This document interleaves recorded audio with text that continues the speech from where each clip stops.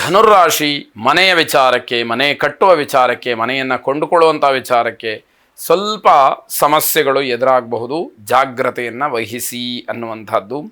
ಮಕ್ಕಳ ಆರೋಗ್ಯದಲ್ಲಿ ಸಣ್ಣ ಪುಟ್ಟ ಏರುಪೇರುಗಳಾಗತ್ತೆ, ಅದರ ಬಗ್ಗೆಯೂ ಕೂಡ ಜಾಗ್ರತೆ ಇರಲಿ, ಎಚ್ಚರಿಕೆ ಇರಲಿ ಅನ್ನುವಂಥದ್ದು. ಜೀವನದಲ್ಲಿ ಅಸ್ಥಿರತೆ ಎನ್ನುವಂಥದ್ದು ಕಾಡಬಹುದು. ಅದು ವಾಸ್ತವವಾಗಿ ಜೀವನ ಅಂತಕ್ಕಂಥದ್ದೇ ಶಾಸ್ತ್ರೋಕ್ತವಾಗಿ ಅಸ್ಥಿರವಾದಂತಹದ್ದು.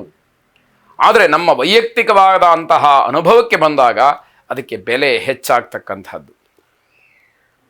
ಇದನ್ನು ಗಮನಿಸ್ಕೊಳ್ಳದೇ ಇದ್ದಾಗ ನಾವು ಪ್ರತಿ ಕ್ಷಣವೂ ಕೂಡ ನೋವನ್ನು, ಕಷ್ಟವನ್ನು ಅನುಭವಿಸ್ತೀವಿ. ಇದು ಸ್ವಭಾವ ಅಂತ ಹೇಳಿ ಗೊತ್ತಾದಾಗ ಮಾತ್ರ ಮನಸ್ಸಿಗೆ ಸ್ವಲ್ಪ ಮಟ್ಟಿಗೆ ಸಮಾಧಾನ ಸಿಕ್ಕುವಂಥದ್ದು. ಸರ್ಕಾರಿ ಉದ್ಯೋಗಿಗಳಿಗೆ ಅನುಕೂಲವಾಗುವಂತಹ ದಿವಸ ಇದು. ಬಂಧುಗಳಲ್ಲಿ ವ್ಯಾವಹಾರಿಕ ವಿಚಾರಕ್ಕೆ ಬೇಸರ ಮತ್ತು ಜಗಳ ಆಗುವಂತಹ ಸಾಧ್ಯತೆ ಇರುತ್ತೆ. ಲಾಭವೋ, ಹಣವೋ, ಆಸ್ತಿಯೋ, ವಸ್ತುವೋ ಇದು ಯಾವುದೋ ಬೇಕು ಅಂತಲೋ ಅಥವಾ ತಾತ್ಕಾಲಿಕವಾಗಿ ಅದರ ಉಪಯೋಗವಾಗಲಿ ಅಂತಲೋ ಅಪೇಕ್ಷೆ ಪಟ್ಟಾಗ ನಿರಾಕರಣೆ ಆದರೆ ಪರಸ್ಪರವಾಗಿ ಅಲ್ಲಿ ವೈರುಧ್ಯ ಬೆಳೀತಕ್ಕಂಥದ್ದು ಸಹಜವಾಗಿರುತ್ತೆ. ನಿಮ್ಮ ಆತ್ಮವಿಶ್ವಾಸವನ್ನು ಹೆಚ್ಚು ಮಾಡಿಕೊಳ್ಳಿ. ಎಲ್ಲದಕ್ಕೂ ಕೂಡ ಭಗವಂತನ ಅನುಗ್ರಹವೇ ಕಾರಣ. ಭಗವಂತ ನಮ್ಮ ಜೊತೆಯಲ್ಲಿ ಇದ್ದು ಬಿಟ್ಟರೆ ನಮಗೆಲ್ಲವೂ ಕೂಡ ಜಯ ಅನ್ನುವಂತಹ ಭಾವನೆ ಮನಸ್ಸಿಗೆ ಬರಲಿ. ಇಂದ್ರಾಕ್ಷಿ ದೇವಿಯನ್ನು ಪ್ರಾರ್ಥನೆ ಮಾಡಿ. ಶುಭವಾಗಿ. ಮಕರ ರಾಶಿ ಆರ್ಥಿಕವಾದಂತಹ ಬಿಕ್ಕಟ್ಟು, ಆರ್ಥಿಕ ಸಂಕಷ್ಟ, ಹಣಕಾಸಿನ ವಿಚಾರದಲ್ಲಿ ಸಮಸ್ಯೆ ಈ ದಿವಸ ಎದುರಾಗಬಹುದು. ಆದರೆ ಅದೃಷ್ಟವಶಾತ್ ಸಾಯಂಕಾಲದ ಹೊತ್ತಿಗೆ ಅವೆಲ್ಲವೂ ಕೂಡ ಸರಿಯಾಗುವಂತಹ ಸಾಧ್ಯತೆ ಇದೆ. ರಾಜಕೀಯ ವಿಚಾರದಲ್ಲಿ ಸ್ವಲ್ಪ ಮಟ್ಟಿಗೆ ಸಮಾಧಾನ ಸಿಕ್ಕುವಂಥದ್ದಿದೆ.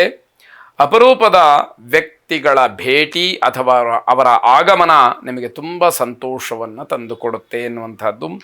ರಾಜಕಾರಣಿಗಳಿಗೆ ಶುಭವಾದಂತಹ ದಿವಸ. ನಿಮ್ಮ ಕ್ಷೇತ್ರದಲ್ಲಿ ವಿಶೇಷವಾದಂತಹ ಸಾಧನೆಯನ್ನು ಗಳಿಸಲಿಕ್ಕೆ, ಜನ ಮನವನ್ನು ಗೆಲ್ಲಲಿಕ್ಕೆ ಅವಕಾಶಗಳು ಹೆಚ್ಚಾಗತ್ತೆ. ಮನೋರಂಜನೆಗೆ ಅವಕಾಶಗಳು ಹೆಚ್ಚು ಸಿಕ್ಕುವಂತಹ ದಿವಸ ಇದು. ಮನೆ, ಮಕ್ಕಳು, ಕರ್ತವ್ಯ ಇವೆಲ್ಲವನ್ನು ಸರಿಯಾಗಿ ನಿಭಾಯಿಸೋದರಿಂದ ಕುಟುಂಬದಲ್ಲಿ ಒಂದು ರೀತಿಯಲ್ಲಿ ನೆಮ್ಮದಿ ಸಿಕ್ಕುವಂಥದ್ದಾಗತ್ತೆ. ಕುಟುಂಬದ ಸಂತೋಷವನ್ನು ನೀವು ನೋಡ್ತೀರಿ. ಇವೆಲ್ಲವೂ ಕೂಡ ನಿಮಗೆ ಬಹಳ ಅನುಕೂಲಕರವಾಗಿ ಕೆಲಸವನ್ನು ಮಾಡುತ್ತೆ. ಕುಬೇರನನ್ನು ವಿಶೇಷವಾಗಿ ಪ್ರಾರ್ಥನೆ ಮಾಡಿ. ಶುಭವಾಗಿ.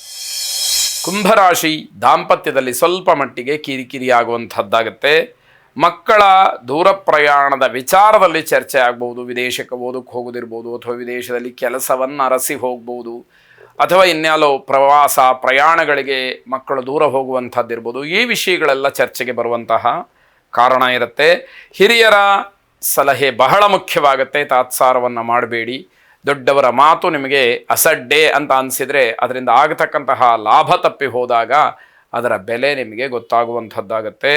ಅಪರಿಚಿತರಲ್ಲಿ ಯಾವುದೇ ರೀತಿಯ ನಂಬಿಕೆಯನ್ನು ಇಟ್ಟುಕೊಳ್ಬೇಡಿ. ಎಂಥದೇ ಕೆಲಸ ಆಗಿರಲಿ, ನೀವೊಂದಷ್ಟು ಪರಾಮರ್ಶೆ ಮಾಡ್ತಕ್ಕಂತಹ ಪ್ರಯತ್ನಗಳು ನಿಮ್ಮಿಂದ ಆಗಲಿ ಅನ್ನುವಂಥದ್ದು. ವಿನಾಕಾರಣ ಪ್ರಯಾಣ ಬೇಡ. ಅಂದರೆ ಸುಮ್ಮನೆ ಮೋಜು ಮಸ್ತಿಗೋಸ್ಕರವಾಗಿ ತಿರುಗ್ತೀನಿ ಅಂತಂದರೆ ಅದು ಬೇಡ ಅಂತ ಅರ್ಥ. ಆರೋಗ್ಯದ ಸಮಸ್ಯೆ, ಆಲಸ್ಯ ಇವೆಲ್ಲ ನಿಮಗೆ ಈ ದಿವಸ ಕಾಡುವಂಥದ್ದಾಗತ್ತೆ. ಕುಲದೇವರಿಗೆ ವಿಶೇಷವಾಗಿ ಪ್ರಾರ್ಥನೆಯನ್ನು ಮಾಡ್ತಾ ತುಪ್ಪದ ದೀಪವನ್ನು ಹಚ್ಚಿ. ಶುಭವಾಗಲಿ. ಅಂಧಕಾರ ಅಂತಕ್ಕಂಥದ್ದು ನಿಮ್ಮಿಂದ, ನಿಮ್ಮ ಜೀವನದಿಂದ ಕಳೆದು ಹೋಗಲಿ.